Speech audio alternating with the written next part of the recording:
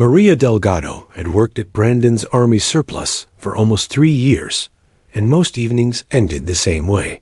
She locked the doors, flipped the sign to closed, and began her quiet ritual, cleaning the day's newest arrivals. Helmets, boots, medals, jackets, items from attics and basements, traded in by families who no longer had room or patience for their relatives' old military gear. Some pieces were worthless, others sentimental. Rarely did anything carry a story that reached beyond the counter. Maria liked the silence at night. The store was small, with 2 aisles of stacked racks and a long counter lined with rifles behind. Glass. The smell was permanent, a blend of metal oil, old leather, and dust that clung to her clothes. The flickering overhead light buzzed gently, the only sound besides the soft scrape of her rag on steel. That evening, she hauled a crate onto the counter. The shipping label read Lot 17, Estate Auction. Maria had no idea who the original owner was, only that the box had been delivered along with several others. Inside were uniforms, old photographs, and one item carefully wrapped in cloth. She unfolded it. An M24 sniper rifle lay across the counter, heavier than it looked. The barrel was cold, the sling cracked and frayed with age. She recognized the model instantly, the Army standard. Sniper system for years, favored for its accuracy. She had cleaned dozens before, though most came in battered beyond use. This one was worn, yes, but intact, as if it had been stored away carefully, almost reverently. Maria ran her fingers along the stock, noting the scratches carved deep into bone. The wood, marks of a life lived in the field, she thought. A story told in chips and dents. She set a soft cloth against the barrel and began to wipe, watching dust lift away in faint clouds. And then she froze. At first, she thought it was just grime, a shadow left by years of neglect. But as the cloth passed over the barrel again, the shape became clear, a skull insignia, etched faintly into the steel. It wasn't sharp, not like factory markings. It was subtle, almost ghostly, as though whoever carved it hadn't wanted it seen easily. Maria leaned closer, heart quickening. The skull wasn't cartoonish, nor was it detailed. Just a hollow-eyed outline, small enough to miss at first glance. But it was deliberate. She'd worked in the shop long enough to know standard engravings, inspection stamps, and serials. This wasn't one of them. Her stomach twisted with unease. She glanced around the store, as though someone might step out from behind the racks and explain it to her. Of course, no one did. She was alone, the buzzing light overhead her only companion. "What are you?" she whispered to the rifle. "For." The next half hour, she couldn't take her eyes off it. She polished every inch, hoping maybe it was just a scratch that resembled something else. But the more she cleaned, the clearer the mark became. She pulled out her phone and snapped a picture. A quick search online, M24 sniper rifle skull marking, yielded nothing useful. Just forums about custom etchings or collectors discussing fake engravings. Nothing about one hidden under years of dust, carefully carved into military steel. Frustration gnawed at her. She considered putting the rifle back in storage, but curiosity pressed harder. Who had owned this weapon? Why the skull? What battles had it seen? Maria wasn't easily spooked, but as she stared at the faint insignia, she felt a strange heaviness. Not fear, exactly. More like standing too close to something she wasn't supposed to touch. The front of the store creaked suddenly. Maria jumped, heart racing, only to realize it was just the cooling air shifting the old wooden frame. She exhaled shakily and laughed at herself. "Get it together," she muttered. "It's just a rifle." But deep down, she didn't believe that. She packed away the rest of the estate items quickly. Uniforms folded, medals stacked, photos slipped into envelopes, but the M24 remained on the counter. She couldn't bring herself to store it with the others. Instead, she leaned it against the wall behind the register, the skull mark faintly glinting under the fluorescent light. The night dragged on. She finished her chores, swept the floor, and locked up. Still, her eyes kept drifting to the rifle, like a magnet she couldn't resist. Finally, she turned off the lights, leaving the M24 in shadow. At home, Maria lay. Awake in bed, the image of the skull burned into her mind. She thought about the old veterans who sometimes wandered into the shop, telling stories of wars that sounded both distant and recent at once. Would any of them know what the mark meant? Or had the rifle belonged to someone whose story was already lost? Sleep came slowly, haunted by visions of a faceless soldier holding the weapon, the skull glaring in the dark. The next morning, she returned early to the shop, compelled to check if the mark was still there. It was, clearer than ever in the daylight, like the sun had given it sharper edges. As Maria stood there, rag in hand, she felt an odd sense of responsibility. Most items in the shop were relics, yes, but this rifle. It felt alive. It demanded recognition. She considered locking it away in the back room, away from curious customers, but something inside told her to keep it visible. So she placed it carefully on the display rack behind the counter, angled just right, so the faint skull was hidden unless you knew to look. All morning, customers came and went, soldiers buying patches, kids browsing helmets, collectors searching. For rare gear, none noticed the rifle, none paused to ask. But Maria couldn't stop glancing at it. Around noon, the bell above the door jingled, and in walked a man whose presence seemed to still the air. He was tall, broad-shouldered, his uniform pressed sharply. Silver hair caught the light, but his stride carried the weight of years. His eyes, sharp, calculating, scanned the shop with precision, as though measuring every detail. Colonel James Harris. Maria didn't know his name yet. She only knew that when his gaze fell on the M24 behind her counter, his expression changed instantly. What had been calm curiosity hardened into something else. Recognition, shock, even a flicker of fear. He stepped closer, eyes fixed on the skull mark, and for a long moment, the shop felt like it wasn't hers anymore. It belonged to the rifle. The bell above the door still trembled from the force of his entrance when the tall man's eyes landed on the M24. Maria stood frozen behind the counter, cloth in hand, watching him. She had seen her share of soldiers and veterans walk through. Brandon's surplus, some young, some old, some still carrying the war in their posture. But this man was different. His presence filled the shop like a storm cloud rolling in, silent yet impossible to ignore. The stranger approached with steady steps. He wasn't browsing, wasn't pretending to be curious about helmets or jackets. His gaze was locked, magnetized, to the rifle propped behind her. "Where did you get that?" His voice was low, firm, carrying authority without trying. Maria blinked. The rifle? From an estate auction. Came in a lot of gear last week. Why? He didn't answer right away.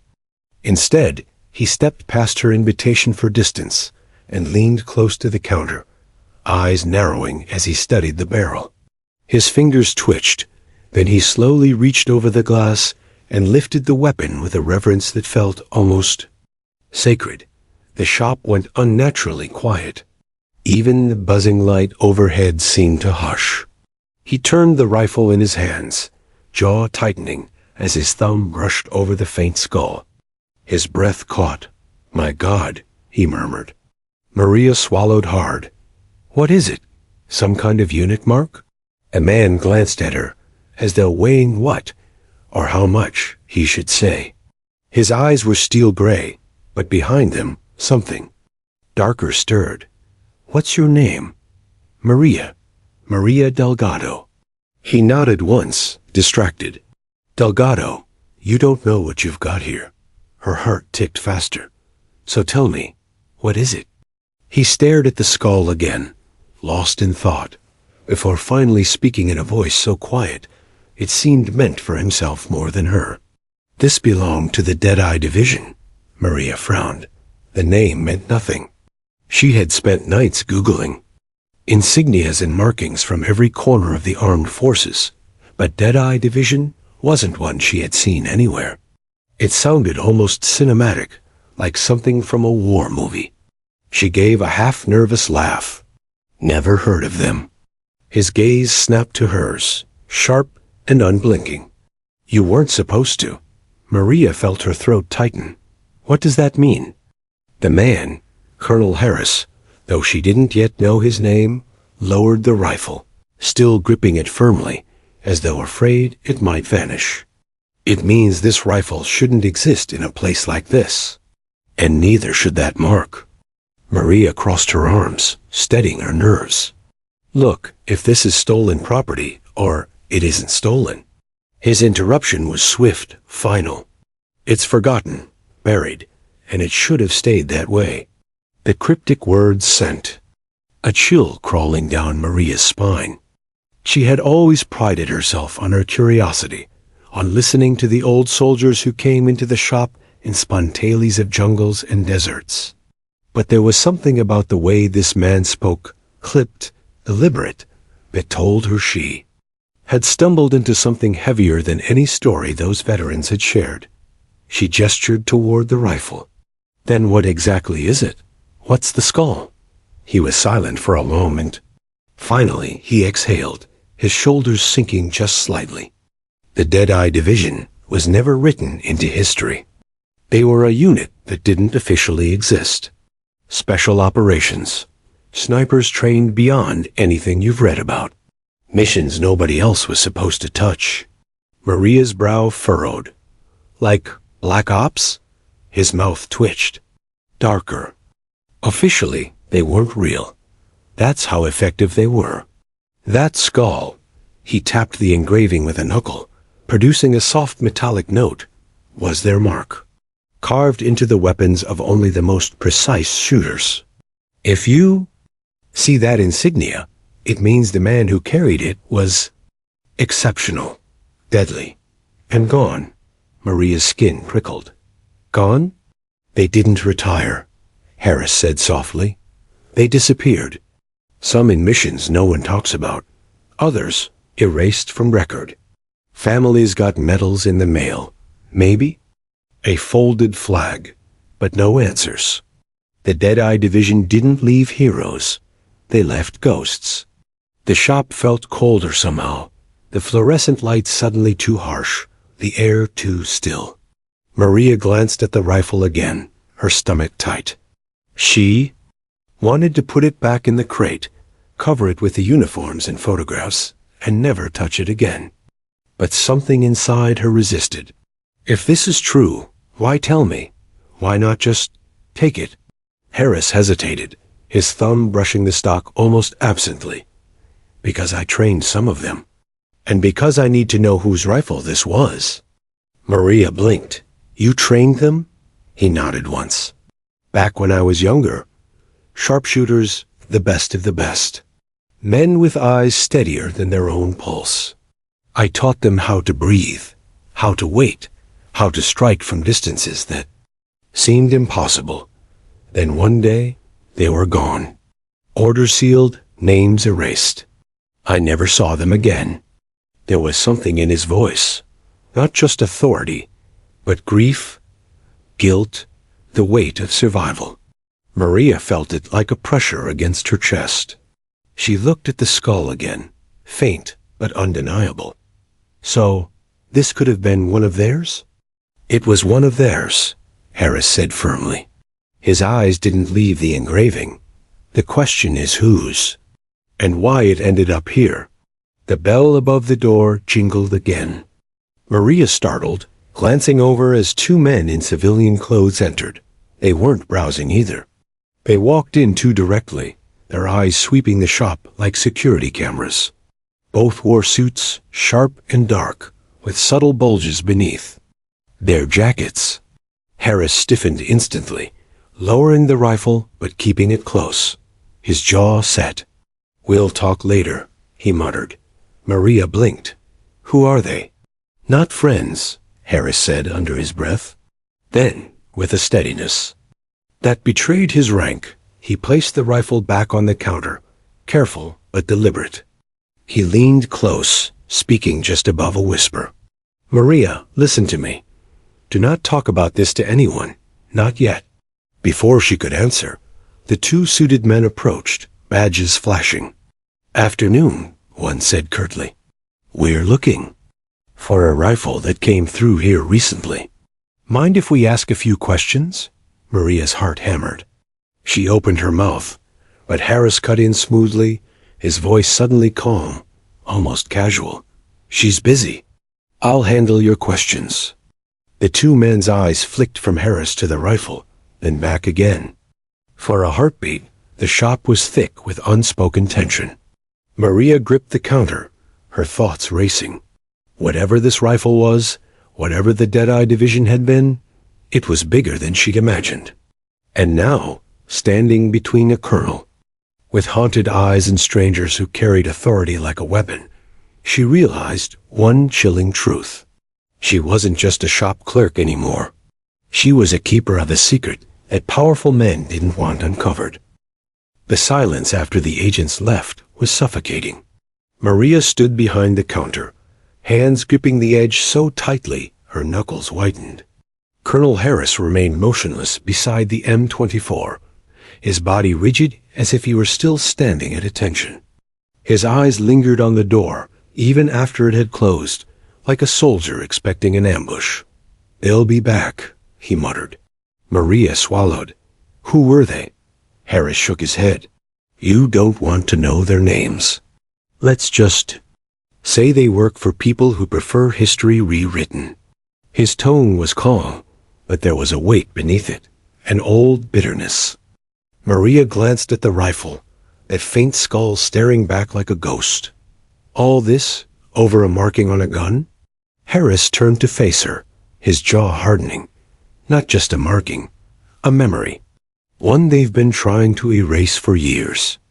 He picked up the rifle again, holding it with the familiarity of a man who had trained hundreds with the same model. His fingers traced the stock, lingering on the faded etching. "Do you know what it means to be forgotten, Delgado? Not just ignored, but erased, as if you never existed." Maria shook her head, wary. "That's what happened to the men who carried this mark." He lifted the rifle so she could see the skull more clearly. The Deadeye division. The name hung in the air, heavy and unsettling. Maria leaned closer, curiosity pricking despite her fear. "You said they weren't on record. A covert unit?" Harris nodded slowly, his gaze distant. "Covert doesn't begin to cover it. They were the kind of soldiers you didn't put on rosters.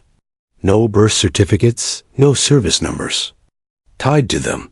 Even the Pentagon pretended they didn't exist." Maria frowned. "How do you train people who don't officially exist?" A faint, humorless smile tugged at Harris's mouth. "That's exactly the point. You train them outside the lines.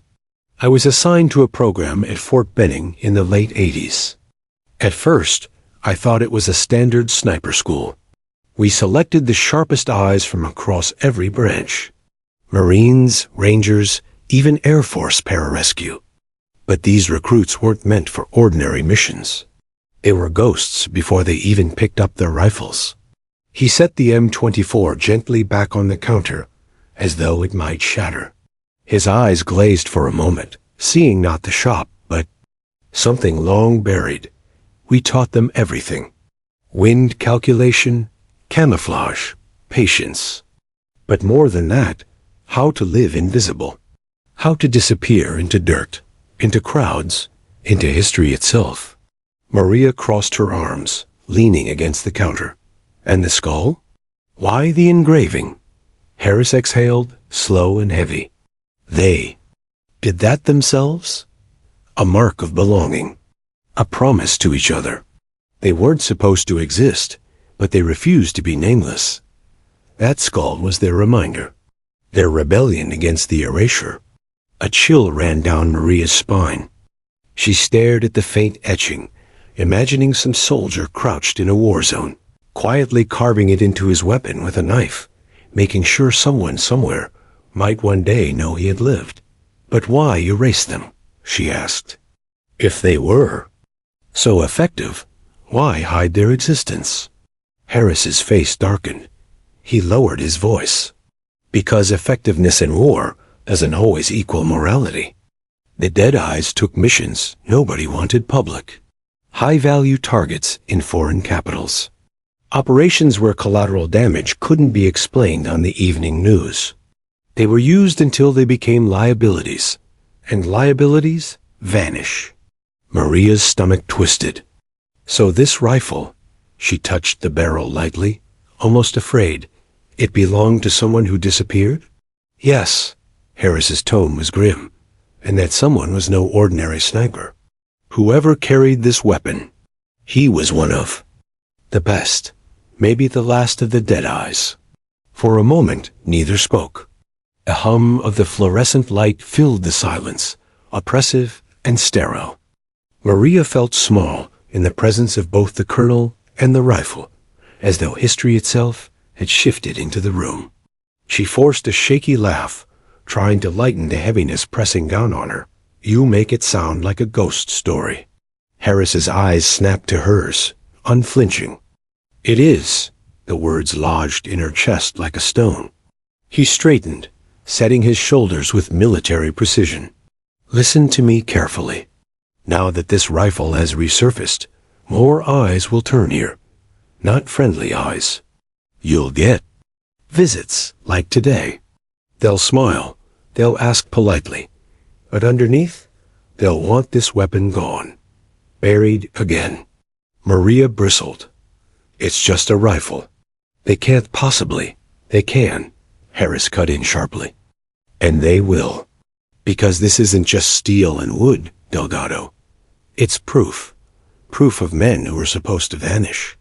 Proof of missions they've worked decades to bury. That skull mark is more dangerous than you realize. Maria felt the weight of his words sink into her bones. She looked at the rifle again, no longer just an artifact, but a relic carrying silent screams of men whose names she'd never know. What do I do with it? She whispered. Harris hesitated, then shook his head. For now, keep it hidden. Don't sell it, don't display it, don't even mention it. Let me make some calls. There are still people who remember, people who care. Maria's instinct screamed against him. Something in her hated the thought of burying it again, of shoving it into the dark where no one could see. But she also felt the SUV's shadow in her memory, the suit's sharp gazes, the warning tone in their voices. Forget you ever saw it. She hugged her arms around herself. And if I don't hide it? Harris's expression hardened. Then you'd better be ready to live like the Deadeyes. Off the grid, hunted, forgotten. The weight of that sank in. She wasn't a soldier. She was a shop clerk, a young woman who liked cleaning history, not living in it. And yet somehow, this rifle had chosen her. The colonel studied her face, then softened just slightly. You've got courage, Delgado. But courage without caution gets people killed. He reached into his jacket, pulling out a worn business card. Sliding it across the counter, he said, If anything happens, if anyone else comes looking for this rifle, call me. Day or night. Don't trust anyone else. Maria picked up the card.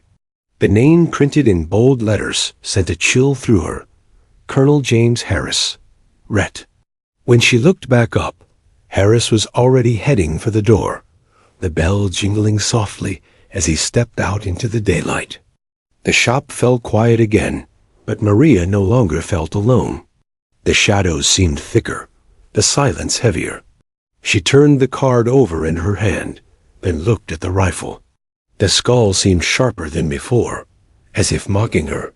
For the first time since she started working at Brandon's Surplus, Maria Delgado wished she had never cleaned that rifle. But deep down, she knew the truth. She couldn't put it away now.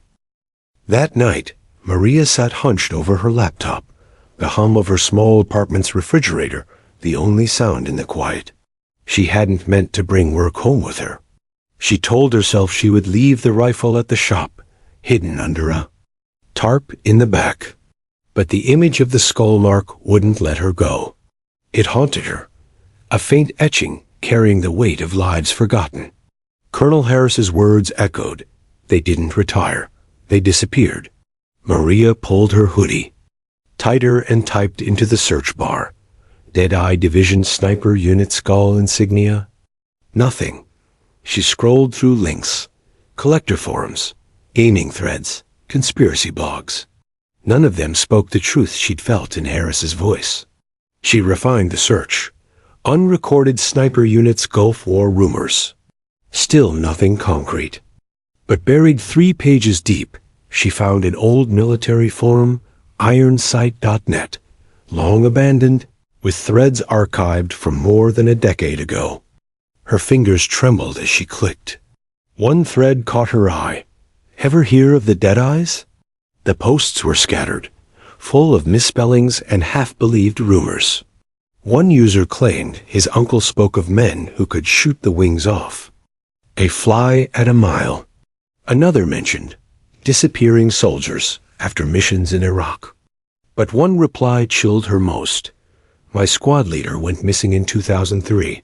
Last thing I saw was his M24. Had a skull scratched near the barrel. They told us he died in an accident. Never bought it. Maria's breath hitched. The words stared at her, like a spotlight in the dark. She grabbed her phone, snapping a photo of the thread, as if afraid it might vanish. Scrolling further, she found another cryptic post. Deadeyes aren't real. They're just stories to scare new recruits. Don't dig too deep if you know what's good for you. She sat back, shivering. This wasn't proof, not in any official sense. But it was confirmation enough. Somewhere out there, soldiers had seen the skull. Soldiers remembered. Maria looked at the colonel's business card lying on her desk. She considered calling him right then. But it was past midnight, and something in her resisted. She wanted to uncover more herself before running back to Harris. So she dug deeper. Hours passed, the glow of the screen painting her face pale. She clicked links, chased usernames across platforms, pieced together fragments of conversations. Long abandoned. She found whispers of operations with no names, missions never claimed, kills at distances that seemed impossible. Always, the tone was the same, admiration laced with fear. And then she found it, a photograph. Grainy, scanned from film, uploaded anonymously. 4 men crouched in desert fatigues, rifles across their knees. Their faces were shadowed, almost. Intentionally blurred, but on the weapon closest to the camera. Maria could swear she saw it. A faint skull etched into the steel. Her heart pounded. She zoomed in until the pixels blurred, but she knew what she was looking at. The same mark. She whispered to herself. They were real. A sudden noise jolted her. A car door slamming. Maria froze. Her breath caught in her chest. Slowly, she crept to the window and pulled the curtain back an inch. A black SUV idled on the curb, engine running, headlights off. Her pulse skyrocketed. 2 silhouettes sat inside, motionless, watching. Maria dropped the curtain and backed away. Her laptop screen felt like a beacon now, broadcasting her curiosity to anyone who cared to see. She slammed it shut, plunging the room into darkness. Her thoughts raced. Were they here because of the rifle? Because she had searched too much? She sat in silence, every creak of the apartment suddenly magnified. Minutes dragged like hours. The SUV didn't leave. Finally, summoning her courage, she grabbed her phone. Her thumb hovered over Colonel Harris's number. She wanted to call, but something in her gut whispered, "Not yet. Don't let them know you're afraid." Instead, she turned off the lamp and sat on the floor, back against the wall, knees pulled tight.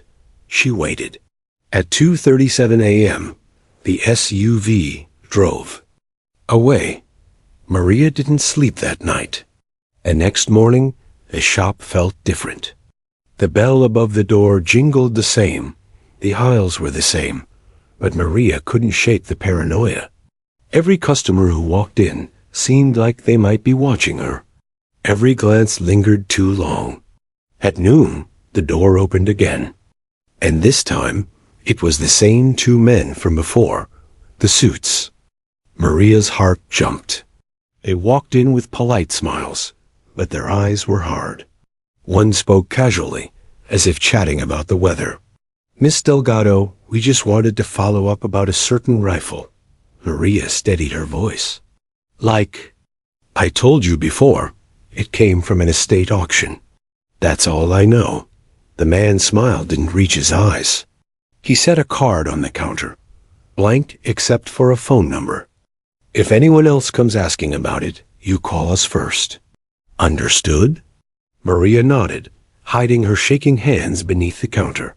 The other man leaned closer, his voice a whisper, meant only for her. "Curiosity can be dangerous, Miss Delgado. Best to leave certain histories where they belong, in the ground." They left as quickly as they came, the bell chiming softly in their wake. Maria stared at the blank card. No name, just digits, a direct line to nowhere. She picked up her phone, hesitated, then dialed Harris's number instead. When he answered, his voice was calm but alert. "Delgado?" "They came back," she whispered, her throat dry. "They know. They warned me not to dig." There was a pause on the line, then Harris's voice dropped low. "Good. That means we're getting closer." Maria's skin prickled. "Closer to what?" "To the truth," Harris said. "And the truth is what they fear most." That night, Maria reopened her laptop. Despite the terror crawling up her spine, she knew she was being watched. She knew every click left a trail. But she couldn't stop. The rifle had opened a door. And now she needed to know what lay on the other side. As the screen flickered to life, Maria whispered a promise to herself. They can erase names. They can erase records. But they can't erase memory. And for the first time, she understood why Harris had looked at the rifle with both reverence and grief. The Deadeyes weren't just soldiers. They were ghosts, and now their whispers lived through her. The next morning, the shop felt heavier, as if the dust in the corners carried secrets of its own. Maria Delgado arrived early, unable to shake the images of last night, the black SUV, the men in suits, and the faint skull on the M24. Every creak of the floorboards made her flinch. The rifle sat on the counter, as if waiting for her to acknowledge it. She had to face it. She had to understand it. Colonel Harris appeared before she could approach it. His presence filled the room with quiet authority. "Morning, Delgado," he said, voice low, cautious. "You kept it here. Good. That's where it belongs, for now." Maria nodded. "I couldn't hide it. I couldn't forget." He glanced at the rifle, then back at her. "Nor should you." "That mark," he said, voice almost reverent, "represents men who refuse to be erased." She looked at him, confused. "What do you mean?" Harris sighed, running a hand through his silver hair. "I trained them. Every last Deadeye who survived to carry a rifle into the field. I saw them walk in and watched them leave as ghosts. These weren't ordinary soldiers. They were selected for precision, patience, and absolute discretion. They were trained to operate as if they didn't exist." Maria swallowed hard, the weight of his words settling in her chest. "And the ones who didn't come back?" He turned to face her fully, eyes gray and haunted. I buried each loss in my mind. The Army buried their names. Their families were told they died in accidents, in ambushes, in circumstances too vague to question. But the Deadeyes, they were more than statistics. They were human, and no one remembers that. The shop felt suddenly like a sacred place, the rifle at its center like an altar. Maria's gaze drifted toward it. So, this rifle belonged to one of them? Yes, Harris said softly. One of the finest. He was my student. His name, I can't say it's classified. But the skull mark? That was his promise to the others. That no matter what happened, someone would remember. Maria exhaled slowly, understanding the gravity of what she held. The M24 wasn't just a relic. It was a testimony, a silent vow carried through years of secrecy and shadows. Later that morning, the first veteran arrived. He was older, hunched slightly, with a crooked smile beneath graying stubble. His eyes, however, betrayed recognition, a spark of memory long suppressed. "Excuse me," he said, voice trembling slightly. "Is that?" He gestured toward the rifle. Maria nodded, unsure how to respond. Yes, it belonged to the Deadeye division, apparently. Colonel Harris is here to answer questions. The veteran's gaze softened. "I knew a Deadeye," he whispered. "He saved my life in '02. Never talked about it. Never bragged. Always gone before anyone could ask questions." His eyes glistened. This mark, I saw it once. I knew him by it." Tears pooled in Maria's eyes as he left a faded patch beside the rifle, a small token of remembrance. She jotted down every word he said, careful to preserve the fragments of history that might otherwise vanish. Soon, more visitors arrived, veterans, widows, and former soldiers whose memories had been buried by classified reports. Each brought stories, whispered names, medals tucked in pockets, photographs tucked between pages of old journals. One scarred Marine simply saluted before turning and walking away, leaving a folded letter addressed to no one. Another elderly man dropped a worn photograph of two men crouched with rifles in a desert, faces blurred by time. Maria traced her fingers lightly over the image. Every story added weight to the rifle, transforming it from a weapon to a vessel of remembrance. Harris watched quietly, a faint sadness in his eyes. "They tried to erase them," he said to Maria, "but memory can't be erased if someone keeps it alive." "You're keeping it alive." Maria shook her head. "I'm just a clerk. What can I do?" He smiled, faint but proud. "Clerks can preserve history too. Sometimes more than generals or politicians ever could. You're doing exactly what this rifle was meant to inspire." The day dragged on. The shop became a quiet memorial, filled with whispered conversations and unspoken grief. Maria recorded every story meticulously, creating a living archive that no one in authority could erase. The rifle remained at the center, the skull etching catching the light now and then, glinting like a watchful eye. Harris leaned against the counter beside her during a lull in visitors. "They left a mark, Maria, not just on their rifles, on everyone who remembers them. And now that you know, you carry that responsibility too." She looked at him, understanding dawning. "So even if the government wants them forgotten, we won't let them be?" "No," he said firmly. "We'll make sure they live in memory, in stories, in photographs, in moments like this." The next visitor was a young man, barely 20, in a faded Marine jacket. He didn't speak. He simply stared at the rifle, then placed a small leather-bound journal on the counter. Maria opened it, finding pages filled with sketches, mission notes, and names that matched some of the veterans' stories. "They wanted someone to remember," the young man said quietly. "Even if it's just us." Maria felt her chest tighten. Each story, each token, made the M24 heavier with significance. It was no longer a weapon. It was a repository of memory, carrying the whispers of men whose lives had been erased from official records. Harris looked at her with approval. You. See now? They weren't just ghosts in reports. They were human beings, friends, brothers, patriots. Maria nodded. And the skull. It's their signature, their proof. Yes, Harris said. A proof that no one can take away once someone chooses to remember. By evening, the shop was quiet again. Maria sat behind the counter, writing notes into a new journal. Each entry preserved a story, a fragment, a memory. Outside, the sun set over the quiet streets of Fort Bragg, but inside, the rifle's presence seemed to glow softly, a silent witness to decades of sacrifice. Harris stood by the door, watching. Remember, Delgado, he said, voice low, some people will try to silence it. Others will try to claim it. But as long as you remember, it lives.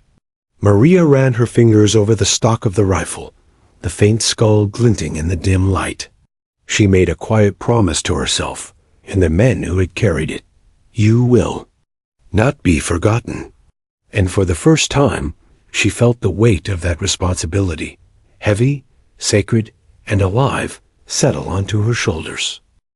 Maria Delgado woke before dawn, the first pale rays of light spilling across her apartment window. Sleep had been shallow, interrupted by dreams of shadowed figures and the faint skull etched into the M24. Her thoughts kept returning to Curl. Harris's words, they will come for it. Be ready. By the time she arrived at Brandon's surplus, the shop seemed unusually still.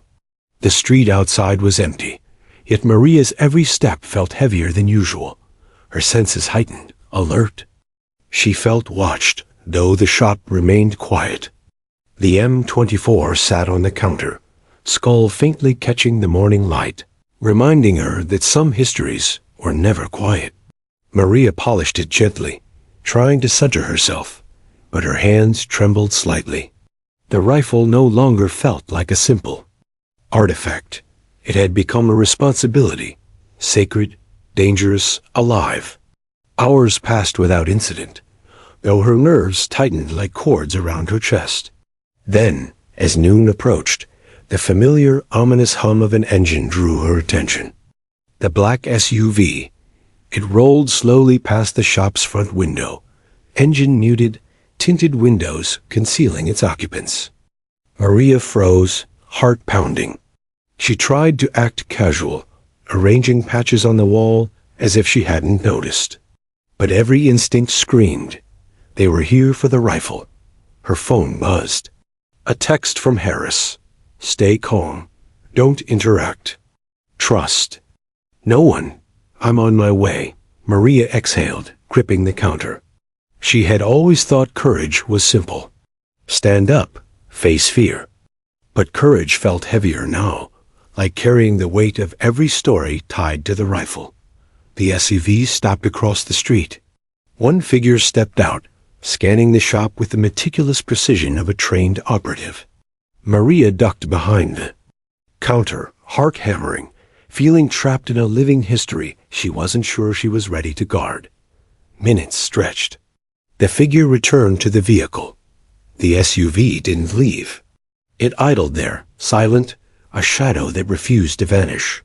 Maria's thoughts turned to the veterans. Their stories, their sacrifices, their ghosts.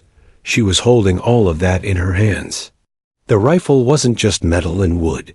It was proof, a record no classified document could erase. And yet, in that moment, she felt the fragility of her position. A knock at the door jolted her. She froze. The shop was quiet, the bell silent under her hesitation.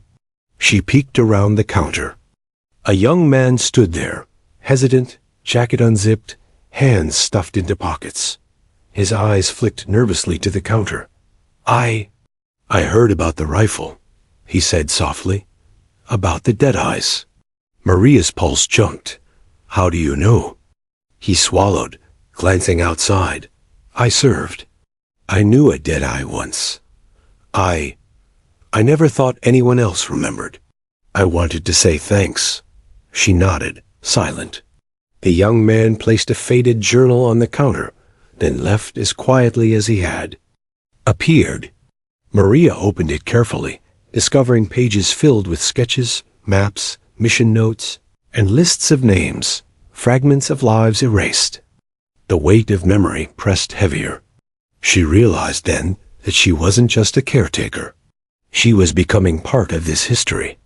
Every choice she made could protect or endanger the stories she was preserving. By afternoon, the SUV had moved, but remained in the vicinity, circling the block like a predator. Maria glanced at the M24. The skull seemed to stare back, a silent reminder that some legacies demanded vigilance. Harris arrived shortly after, entering the shop briskly. His presence brought immediate reassurance, though his eyes scanned the street outside with practiced caution. "They've noticed the attention the rifle is getting," he said quietly. "They'll try again, likely with more than subtle observation." Maria swallowed hard. "What do we do?" "We keep the stories alive." "That's the priority," Harris said, resting a hand on the counter. "They can take the object, but not the memory. And if we act carefully, we can make sure no one is hurt. This is where discretion matters more than bravery." She nodded, understanding the gravity. Discretion, memory, responsibility. The rifle demanded it all. Hours later, the first visitor of the day arrived, an elderly veteran with a bent frame and shaking hands. He approached the M24, eyes misted with recognition. "I knew a sniper like this once," he whispered. "He saved my life." "Never spoke of it." The army pretended he didn't exist. Maria handed him a chair. He spoke slowly, recounting moments of precision, courage, and camaraderie that had vanished from official records. Each word seemed to strengthen the rifle's significance, as if the stories themselves could solidify its place in history. By evening, multiple veterans had arrived, each contributing fragments of memory. A widow left a folded flag. A retired Marine brought a faded photograph. Maria documented everything carefully, feeling the pressure of responsibility, but also the weight of purpose. Harris returned to her side, watching the visitors leave. "Each story you record," he said softly, "makes it harder for them to erase this history. You're doing more than guarding a rifle. You're guarding the truth." Maria touched the rifle gently, feeling its cool metal under her fingers. It had transformed from an object of curiosity into a vessel of history, charged with every life it had touched. But the shadow outside reminded her danger was still near. The black SUV had not left, and the city streets held eyes that could trace every movement. She understood now that protecting the rifle meant protecting herself, her visitors, and the stories bound to the Deadeye division. As night fell, Maria closed the shop early, drawing the blinds tightly. The SUV still waited, as if it could sense the rifle's presence. She placed the rifle carefully in a reinforced display case, covering it with a thick cloth. Sitting on the floor, she reviewed her journal entries. Each page, each fragment of memory, felt heavier than the last. The rifle wasn't just a relic. It was proof that history could survive if someone refused to let it die. Her phone buzzed. Harris's message. "They're watching. Sleep lightly. We move carefully." Maria exhaled, leaning against the case. She was exhausted, afraid, but determined. The Deadeyes had survived wars and erasure. She would survive this night. She would preserve their stories. The M24 rested quietly under the cloth, the skull hidden, yet unforgotten. Outside, the black SUV's headlights glinted faintly against the street, a reminder that history demanded vigilance, and sometimes courage alone wasn't enough.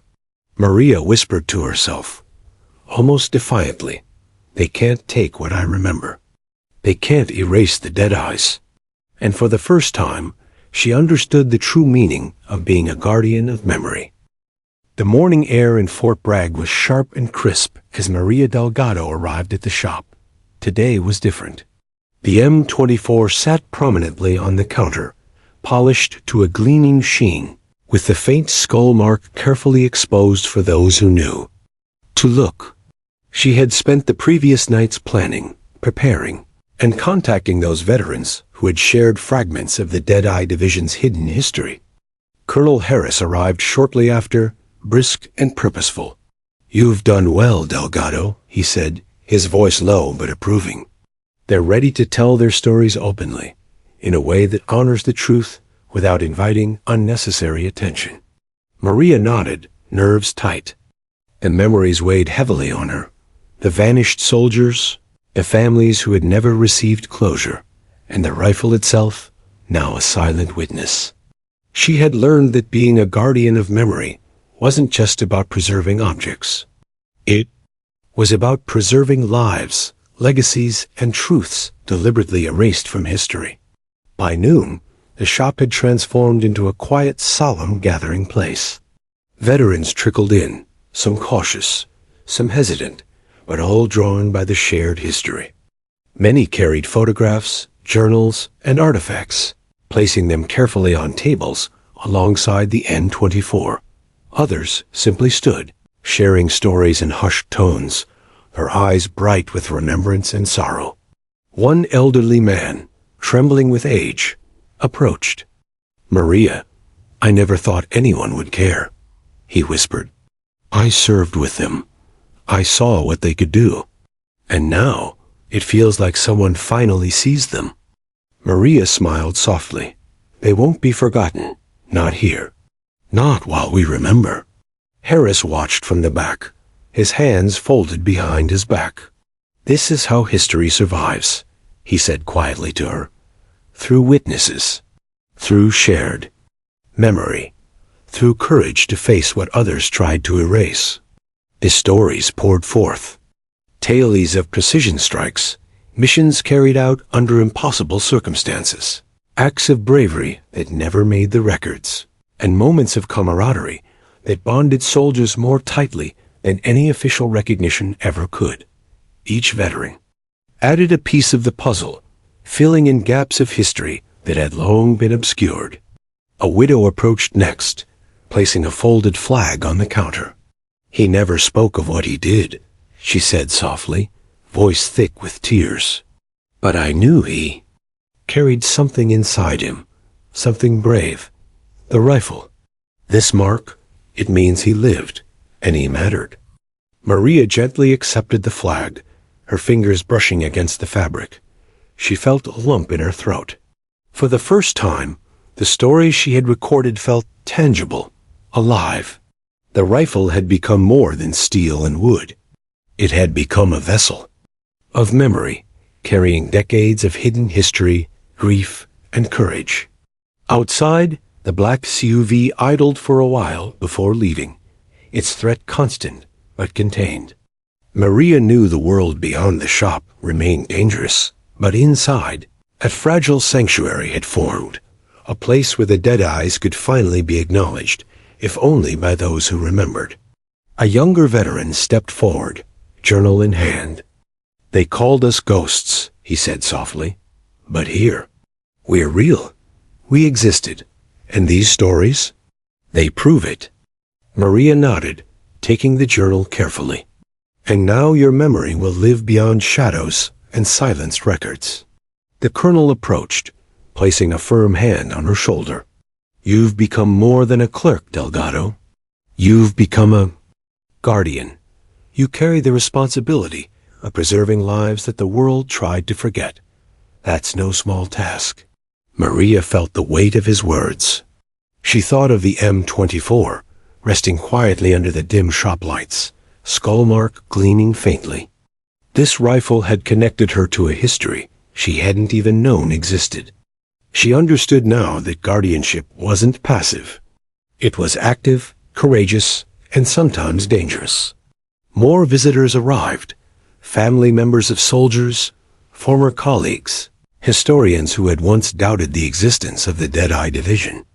Each contributed a small piece of history, a photograph, a medal, a story told in whispers, laughter, or tears.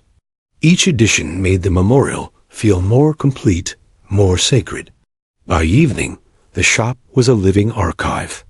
Walls that had once displayed helmets and jackets now bore photographs and letters, each item telling a story, each story carrying weight.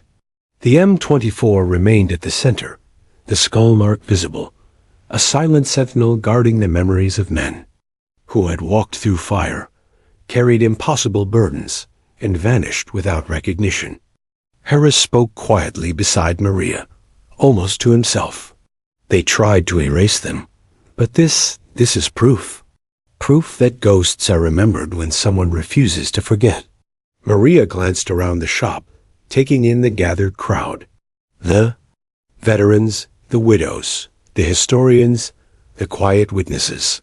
Together, they formed a fragile but undeniable force. The Deadeyes were no longer erased. They were remembered, alive in memory, protected by those willing to carry their legacy forward. She touched the M24 gently. A faint skull glinted in the light. She whispered softly, almost defiantly, "You will not be forgotten. Not here. Not anywhere." Harris nodded, pride in his eyes. And that, Delgado, is how history survives. Through courage, remembrance, and guardians like you. Outside, the city continued its rhythm, unaware of the quiet miracle happening in a small shop on Fort Bragg. But inside, history had found a sanctuary, and Maria Delgado had found her purpose. The black SUV was gone. The threats remained, but inside the walls of Brandon's surplus, the Deadeye division was alive, their stories preserved, their sacrifices honored. And Maria understood now that this responsibility, heavy, sacred, and alive, was hers to carry forward. She looked at the veterans, at the families, at the artifacts spread across tables, and felt a deep, unshakable resolve. No matter what dangers lay ahead, the Deadeyes would not be erased again. They would live in memory, in stories, in the hands of a clerk who had become a guardian. And for the first time, Maria Delgado allowed herself a small, satisfied smile.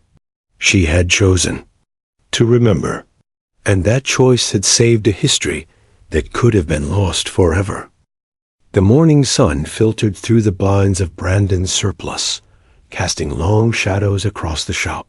Maria Delgado stood behind the counter, eyes scanning the street beyond the window. For weeks, the black SUV had lurked nearby, a silent threat, a reminder that the rifle she guarded carried dangers she hadn't fully understood. Today, she knew, would be the test. Colonel Harris arrived early, as always, but there was tension in his posture she hadn't seen before. "They're aware of the memorial," he said softly. "They'll try one last time to recover the rifle. We need to be prepared." Maria's heart pounded. She touched the M24 carefully, the skull faintly glinting in the morning light. It was no longer just a rifle. It was a symbol of all those forgotten men, the Deadeyes, their stories, their courage, and she was their guardian. By late morning, the quiet street outside erupted with subtle chaos. Two SUVs rolled slowly to a stop across the street, black and menacing. Men in suits emerged, eyes scanning every window, every passerby. Their presence was deliberate, calculated. Maria froze, hand on the rifle. Her instincts screamed to hide, to protect, to run. But she knew this moment had to be faced. This was the final confrontation, not just for her, but for the legacy she had sworn to preserve. Harris stepped forward, calm but alert. "They can take the object," he said quietly, "but not the memory, not the stories, not the Deadeyes." Maria nodded, gripping the rifle tightly. She could feel the weight of decades pressing down. Of sacrifices erased and stories silenced. She would not let them vanish again. The agents moved toward the shop, briefcases in hand, demeanor professional but threatening. One knocked on the door. Maria opened it a crack. "We know what you have," the taller agent said smoothly. "Hand it over, and no one gets hurt." Maria's hands trembled, but her voice was firm. "This isn't just a rifle. It's a memory. You can take the weapon, but you can't take the history." The agent's eyes flicked to the M24 through the glass. "History doesn't matter. Orders are orders." Harris stepped beside Maria, his presence authoritative. "They are not orders. Not anymore. These men were real. They existed. And their legacy belongs to those who remember, not those who erase." The agents hesitated. They had underestimated the determination in the shop. Maria could see it in their eyes, the conflict between duty and the undeniable truth that lay before them. Then, a flurry of movement. From side streets, veterans who had contributed stories and artifacts arrived, quietly surrounding the shop. Some were older, some younger, but all carried the same resolve. Their presence was silent, powerful, a living shield of memory and loyalty. The agents stepped back. For the first time, Maria realized she wasn't alone. She wasn't just a clerk. She was part of a community, bound by remembrance, courage, and the refusal to allow history to be rewritten. One agent tried to push forward. A retired Marine blocked the doorway, his frame stooped with age but unyielding. "You will not erase them," he said simply. "Not today." The taller agent's jaw tightened. For a tense moment, it seemed. A confrontation might erupt. But then, slowly, the agents retreated. Orders, protocols, and perhaps the faint understanding of truth kept them from pressing further. Maria exhaled, relief mixing with adrenaline. She looked at the M24, the skull glowing faintly under the shop lights. She felt a surge of reverence and pride. Harris placed a hand on her shoulder. "Today, Delgado, you proved something vital. History can't be erased if someone refuses to forget. You've safeguarded not just a rifle, but decades of untold stories. You've given these men life again through memory." Tears filled Maria's eyes as veterans and families gathered around the shop. They shared stories openly, laughter, and tears mingling. Every word, every artifact, every photograph reinforced the rifle's significance. The M24 was no longer a relic. It was a living testament, a symbol of courage, sacrifice, and the power of remembrance. Outside, the city moved on, oblivious to the small miracle in a quiet shop on Fort Bragg. But inside, history had been secured. The Deadeyes, once ghosts, now lived in stories, journals, photographs, and the unwavering memory of those who refused to forget. Maria carefully documented every narrative shared that day. Each page was a vow. Names remembered, lives honored, sacrifices preserved. Every veteran, every widow, every former soldier left the shop knowing their stories were safe. As evening approached, the shop quieted. Maria stood behind the counter, hands resting on the M24. Harris looked at her, eyes reflecting pride and relief. "They can't erase this," he said softly. "Not while you're here, not while others remember." Maria nodded, understanding the depth of responsibility she now carried. The rifle was more than a weapon. It was a beacon, a reminder that courage and memory could not be buried by time, bureaucracy, or fear. She glanced at the faint skull mark, tracing it lightly with her fingers. "You will not be forgotten," she whispered again, "and I will make sure of it." Harris smiled faintly. The Deadeyes chose their path. They left their mark. And now, thanks to you, it will endure. Forever. Outside, the street was quiet once more. Inside, Brandon's surplus was no longer just a shop. It was a sanctuary of history, a place where forgotten lives could finally breathe, where the past could coexist with the present, and where memory had triumphed over erasure. Maria Delgado, once a clerk with curiosity and courage, now fully understood her role. She was the guardian of memory, the keeper of stories that refused to die. And the Deadeyes, silent and powerful, had finally found a home in history once more.